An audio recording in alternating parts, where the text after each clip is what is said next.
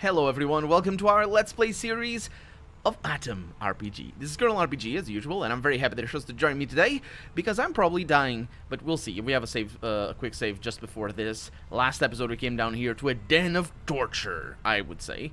This guy's definitely incriminating himself immediately. Yeah. Because we got caught as we were coming out. And here I was thinking it was an ideal cover-up, he says. Not just making your true business as a cafe, but actually running the cafe and making the best damn roasted meat around, so nobody would doubt that's all you're doing with your sad life. What gave us out? Well...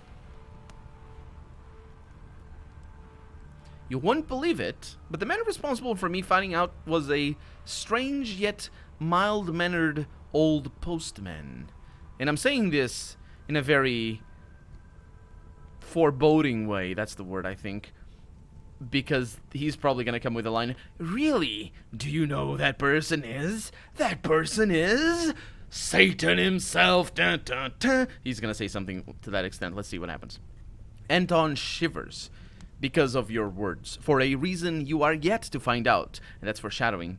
Well, I guess that's foreboding as well. Well, that's just giving away the game, really, from the narrator. Not foreshadowing, not foreboding, just giving away the game. Even goes totally pale. At some moment, he almost lets go of his gun. Fuck! Fuck! Fuck! Fuck! You're dead now!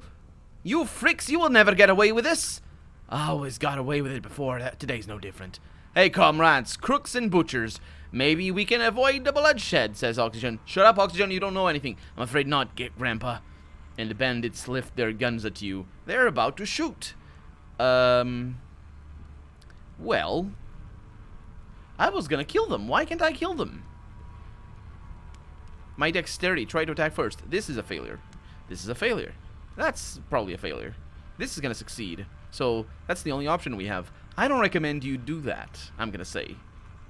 I'm from A.T.O.M. A large group of shock troops is coming this way as we speak. Harm me, their agent, and expect no forgiveness. The cutthroats, well, the slavers, look at each other, or the bandits. What did the game call him? Why is the bandits? Yeah, why did you call them cutthroats now? Is that a synonym in Russian? Because it's not in English. They look at each other, not knowing what to do, and start backing off. Even turns to them and slams his foot on the ground. Stop, you idiots! He's obviously a petty liar! That's not a petty lie, dude. That's just the biggest lie ever. Too late. Your words have effectively scared the bandits, and they run away. Climbing the ladder one by one. They're not running. Sure, whatever. You are left alone with the two owners of the shack. I see 3 people, though. Am I mistaken here? They no longer look too sure of themselves. Fucking cowards. Fine, we'll do the job on our own. Yeah, I don't think so. Because, what do you have? Pistols. That guy's got a Molotov cocktail, so that's kind of nasty. I have this, though. And you guys have very little health. So, I'm gonna say some bullets. Hello, sir. I must kill you. Okay. Okay. No, I died. Surprisingly... Oh, you gotta be kidding me. Well, actually, no. You gotta maybe not be kidding me.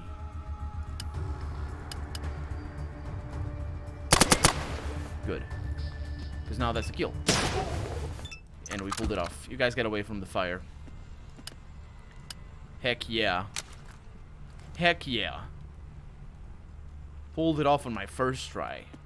Yeah, playing with a team is just a lot better. We should have a team from the beginning, really, because, well, yeah, because that's a lot better. So, we're going to get all of that, and we get a new pistol. Let's see if it's good. It's an M712. It's not. It's pretty bad. Got a bunch of sharpened knives. Knife. I can put that away. A Makarov pistol. That's another one. No, we had a TT, rather. And Molotov cocktails. Those are pretty heavy. Oxygen can carry them, because I don't think he's going to use them. Hopefully he's not going to use them. Who's that person? Okay, it's just somebody. And the dude that was down here. Did I get all the things? Oh, I wanted more stuff. Give me all the stuff. I also wanted to get the other guys. I'm pretty sure I would have died. But, you know, luck sometimes works. Let's see. Get this for my normal thing. Save the game. Let's go into crafting. Let's look at our sharpened knife. Lovely. Lovely, lovely. Good stuff. And I got... that's not very heavy. A bandana. That doesn't do anything. Interesting. Good. And we must leave this place. Again. I'm fairly surprised all of that went without much of a hitch. Let me just save the game over here. Right there. Because that just makes sure I have everything in correctly. And I wonder if I killed the cook. Huh. Well, there you go. That was actually a lot less catastrophically awful than I thought it was going to be. So, yeah. It turned out quite alright. Let's have a chat with this fellow over here. He's sitting behind a desk, so maybe he's the boss of this place or something. We got some pictures over there. There's a lot of waste paper over here. Can I take your waste paper? No, I can't. Hello, sir. A young mustache. Oh, it's this dude. Hey. What are you working on? The man lifts his eyes at you and smooths out his dashing mustache. Apparently, he's warmed up to you. Running payroll calculations for mercenaries. Wolves of Paragon, Steel Shield, all those guys. But you have your own guards? What do you need mercenaries for? Well, yeah. The man leans back in his chair and closes his eyes tired. Different gangs have been acting on our area, attacking our area recently. There are merchants and scared people. We're in constant tension. For example, the infamous gang of Ahmed the Butcher. They're quite recent, but have made quite a fuss already. They have no mercy. Not even for women and kids who go with the caravan. They slaughter everyone. Some robbers sell them as slaves, but it looks as if this particular gang wants to kill every single person who has ties with Paragon. Well, then you're in luck, because I got rid of them. I don't remember that, but I did. No way! You mean the gang of Ahmed the Butcher? That's impossible. Well, you would think so. I met them not far from Paragon. Red scarves on their faces, right? Angry guys they were. Yeah, true. This thug's gang wore red scarves. Right, the gang of Ahmed. Right. So you're saying you've finished them? Wonderful. One less problem. Yeah, and this note I have found on the body of one of them, the leader, I guess. And I'm going to show him the mysterious instruction, which turns out is strange instructions. You hand the note to the official, who studies it curiously. Even his colleague rises on his chair with a look of utter worry on his face. Worry? Are they... Wait a minute. Why would you be worried? Yeah, he says, this was quite a thing to find. Thank you so much. This note leads to a certain thought. The man hides the instruction in his desk. You've done a great favor to Paragon, more important than you even think. What is it? I'm afraid I can't tell you. Suffice it to say, it tackles political intrigues in the wastelands. If you get me.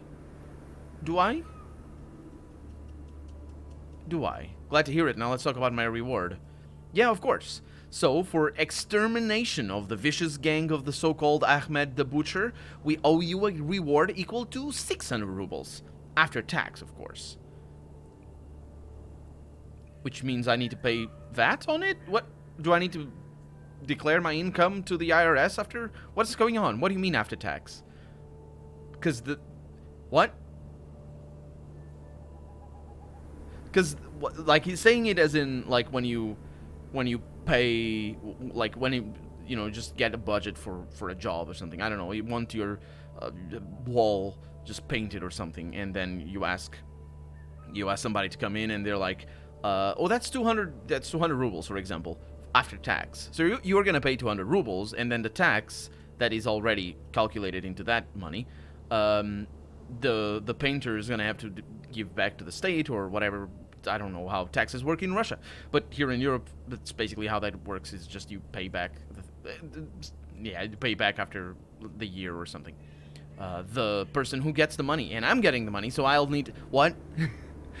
If it's the other way around, it works basically the same way. If you're paying, like if you're buying a thing, oh, this costs 600 rubles after tax. So if it was before tax, it would cost more. And in fact, that you could do that. And actually, well, here in Europe, there's laws against that. You can only do that if you're working for companies. But if you're working for the final client, for the basically customer, you can't advertise your stuff before tax. You can say, oh, this thing only costs 10 euros. Then plus tax. You can't do that. You need to say, well, it costs 12 or whatever, however much the tax is. Usually, I think it's called VAT. It's just, yeah, or TVA in French and IVA in Portugal and France. But anyway, or not France, in Spain, I think. But I'm gonna do a speech check, and it gives me 100 more. Okay, and it gives me the thick envelope. Payment in envelope. Hehe, he laughs. That's supposed to be a joke. Okay. Can I ask you some questions? What's interesting here? Didn't I talk to him about this? I don't think I have. So what's interesting here in Paragon? And he says, the most interesting thing is the tent city and the old ship in shallow waters. You can trade... Excuse the hiccup, please. You can trade with the camp merchants, small deals as well as bigger ones, and the ship is a wonderful place to have a drink. Is your work even interesting? That's far from being boring. My new task is to calculate payroll for mercenaries. It's a very important task. You're not exactly running across hills and steppes, I'll grant you that, but there's plenty of reason to worry, too. Well, especially if you're going to be fired. There's always reason to be worried if you're going to be fired. How is it organized here? How is it organized here? Yes, I asked it. I asked that. And he says, merchants come to Paragon to have a rest in the tent city and then drink down the river or move on by road. The river is easier, but you have to pay the rafters. And the road, well, you must know yourself what it's like traveling down our roads. Yeah, you guys do a very good job of keeping it clean. Have you heard any interesting rumors? I've heard that there's a weird spiral of boulders near Oternoi village. There is. I don't know what it's for. It's not certain, but people say once a year, at night, voices can be heard around it, screaming and chanting. Perhaps that place is sacred. Yes, perhaps it is. And perhaps I need to go there at night. I think I have been there at night, but let's have a chat with this fellow over here. A middle-aged official is engrossed in filling in some boring document. He uses an old-fashioned quill that he dips in makeshift inkwell. What do you mean a makeshift inkwell? What is it? It's like a cup? Because it's like, yeah, anything can be a makeshift inkwell. That's what makeshift means. It's like any, right? That's not a custom-made inkwell. That's a makeshift. It's like a makeshift bed. It's just a thing that it works as a bed, but it's not purposely built for that. Anyway, only after he finishes another paragraph does he raise his myopic eyes at you. I'm very good at diagnosing people of the eyes. Yes, can I help you? Are you one of the one responsible for passes? The man clears his throat, puts the quill in a small plastic glass. That's what it is. There you go. And closes the inkwell with a jar lid. I don't know. Also, why is it makeshift? A small plastic glass sounds like a pretty decent inkwell to me. I don't know what inkwells are supposed to be like. Anyway, they're just anything, really, I suppose. Yes, you're talking to the right man. I'm Philip Petrovich, the head of the pass service. Are you familiar with our prices? No, enlighten me. One pass is 30 rubles. You can get 5 passes for 150. That's how maths work. And 10 passes, as you... Yeah, anyway, you know maths. We only sell them in such batches. Why would I want more? Can I ask more?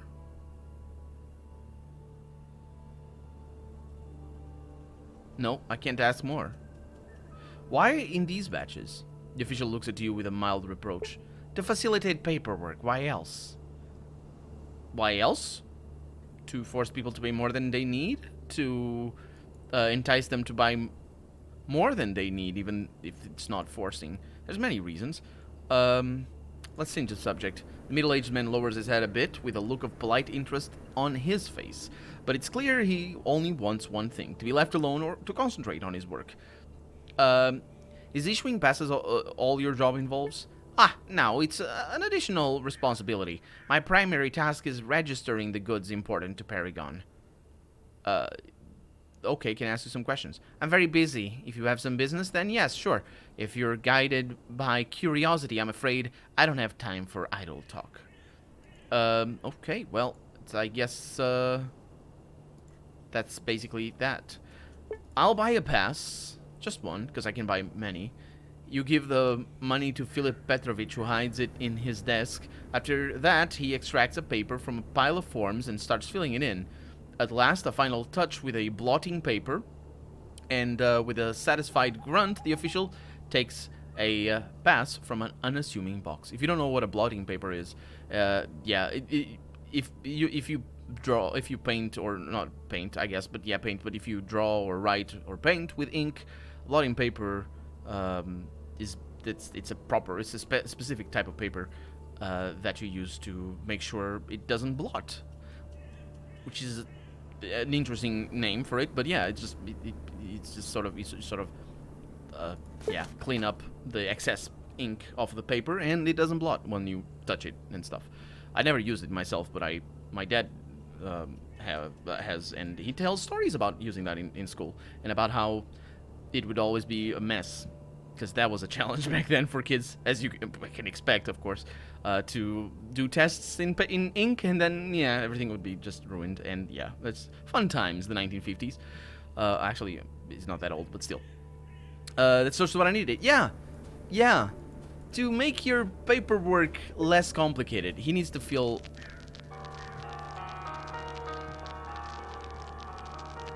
Okay, he needs to feel the feel a wall form every time I buy a pass, and oh, I'm never gonna buy more than that, and if I need like 3, because I can only buy 5 or 10. If I need 3, because I don't know if these guys need them, I'll buy 2 more. So yeah, because I'm a cheapskate. UAZ, conquer the... Oh, that's a car brand. He was saying something about things. Neva, money well spent. That's a Lada, or did Lada, was that the westernized name? I don't recognize any of these cars except for that one.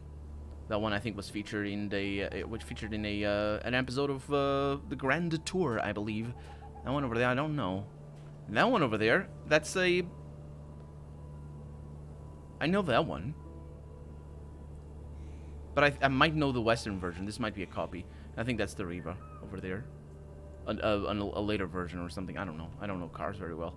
That's the prices there. 25,000? 25,000? Yeah, it's pretty decent prices, I think. I mean, depends on how much you earn, but I think it's like 12,000. It's like modern day.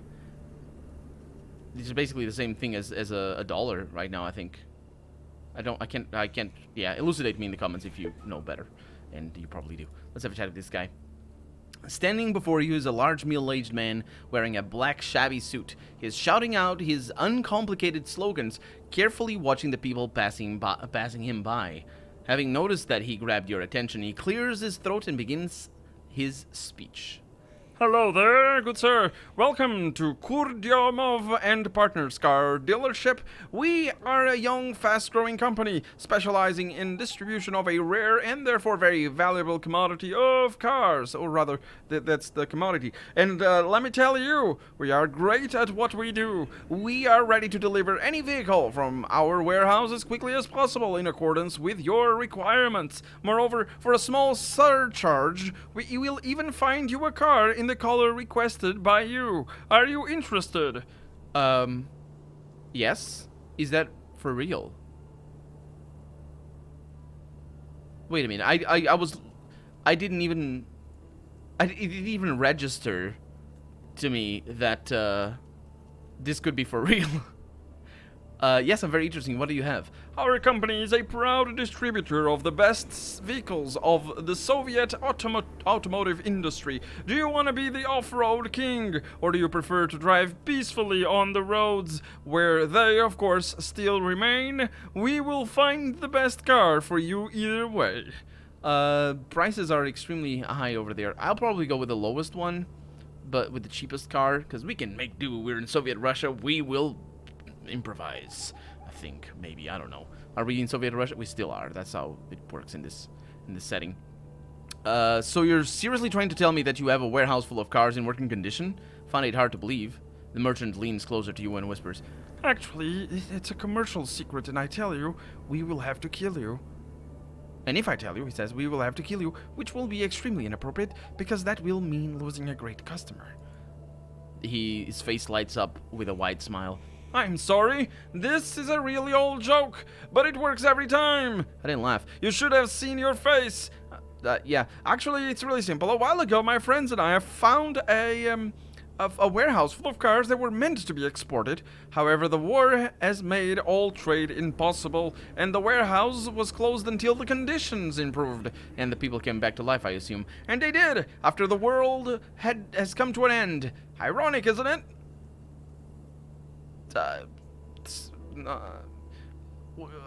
Can you tell me a little bit about yourself first? Sure, let's chat. What would you like to know? Tell me about yourself. What do you do? What did you do before all this? My name is Arkady Leonidovich Kordyomov. Because the apocalypse before the apocalypse, I used it to be a TV host. Maybe you've heard of this game show, Wheel of Luck? Sadly, it didn't air for too long since the war started. Let's just say that people were more concerned with other things after that. You said you used to be a TV show. If it didn't air for too long, how do you get used to it? Quite a story. So, what did you do after that? My colleagues and I wandered the zones of nuclear pollution before finally being picked up by the search party from Trudograd. But that's a whole other story. I don't feel like getting into that. Really? How did your company Kurdyomov and partners start? After we've discovered the warehouse. We discovered the warehouse. We decided to move to Paragon and start our own business. At first, we started a goods delivery service. Because you had goods in the warehouse? Mm-hmm. However, it quickly became apparent that our profits didn't match our expenses. And on top of that, and to top that off, the robberies were becoming more and more frequent. Because, you know, a car is a valuable trophy. You were delivering goods, though. With the cars? That makes sense, I suppose. What happened next? What happened next? Security was too expensive, and you know that the governments of Paragon and Krasnozdameni don't really care about their people's safety. Working together with their caravans on their predatory conditions wasn't an option, so that's how we decided to go into the business of selling cars. Eventually, we will run out of cars, of course, but hopefully by that time, we will have enough money to have a good life. I suppose you will, with prices like that. I'm thinking as well that I might be able to just go to the warehouse and get the car I want, and not pay anybody anything. So, where do you get your cars from? It's a rare commodity in the wasteland. You know exactly where we get them from an old warehouse that we discovered. I can't... Who are these partners you mentioned in the company name? Old colleagues of mine. From when I worked on TV. They handle all the logistics, and I am the quote-unquote face of the company and the main salesman. Maybe you heard any interesting rumors lately? Not long ago, this captain I know told me that every time the Hesperus star is at its zenith, beautiful half-naked maidens appear at the river's delta. Look, there's a delta? Okay, nice. Looking like mermaids from old tales and legends. They like cosplay, you see. They're sitting on the stones and crying for all the sailors lost at sea. Either that, or because they don't have the top half of their cosplay, which is just a fish, and that's why they look like mermaids. Anyway, and that's why they're crying as well, because it's a bad thing to not have cosplay equipment. Our company is a proud distributor of the Vest... Oh, right, give me a full listing. Oh, it's quite a list. Vest Soviet SUVs? That's... right? Okay. That wouldn't be a word used, but sure. Or is that a brand? SUV? Is that a brand? I suppose it might be. Waz and Niva. 25,000 each. Are those... well, you're selling just... Did you print these? Maybe you did. Let's see, a comfortable Lada Nova sedan? Yes, for 17,000, as well as a value for money hero, the economical Zaporozets, for 12,000. Moskvich cars were too popular. They are out of stock and they are not coming back. Still to this day, sometimes I see these legendary cars in the wasteland. I don't. I've never seen one ever. Well, let's say that. I'm lying a lot, actually. We know there's cars that work. We just never seen them work, but they're there. We have a truck, and we see caravaneers with trucks and stuff. Yeah. In unusable condition, he says, though. Well, I don't know how much money I have, but I want the Zaporozets for good value. Great choice! Now you just have to choose the color, and we can move on to paperwork in payment. Can I not get any color? Okay, well, I want it green. Green color for camouflage. Okay, 1 green Zaporozets, and it's not the most expensive car, too. It'll cost you only 12,000 rubles. Once we've received the payment, your car will be delivered within 2 weeks. Deal? Which means immediately. I don't have the money though, so yeah. I'm sorry to hear that. We would have offered you a loan, but in the economic conditions of the post-nuclear wasteland, loans are extremely risky business. We will therefore be waiting for you to return with the required amount of money. Yes, I would figure that loans are indeed an extremely risky proposition here. Let me see how much money I have. I don't think I only like 4,000, so that we're in a bad position here, because we bought the thing recently. If I find my money, that is. There it is. Oh, we're at 7,100. That's pretty good, actually. We only need 5,000 more. Let's see if this guy has anything. I'm sure I'm not going to be able to pick his pocket. He doesn't. He does have a cucumber brine in there and a cigarette, but I'm not going to take it because I don't need it. And we're also because we're also out of time, so that's gonna be that for today. I'm Colonel RPG, and this has been A.T.O.M RPG. I really hope you've enjoyed it, and if you did, go ahead and leave a comment, like the video if you want to see the next episode come out sooner rather than later, but above all, thank you so much for watching, and I hope I'll see you next episode. Bye-bye.